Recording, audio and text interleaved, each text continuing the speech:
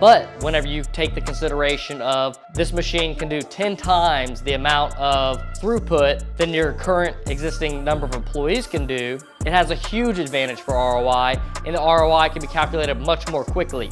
We could take the $500,000 in annual salaries between the 10 employees, and let's say we times that by 10 to give us the number of employees that it would require to fulfill the throughput that is now needed. So now this would currently take us to a $5 million a year cost for employees to output this product. Now, as mentioned before, this system is roughly a $4 million system. So you can see right there, now you have an ROI for a system that's roughly 10 months, which is more than good enough for most manufacturers.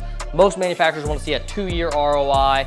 Some are a little bit more aggressive, and also some are a little bit more relaxed where they can tolerate a 3-year ROI, especially whenever the long-term payout is much higher.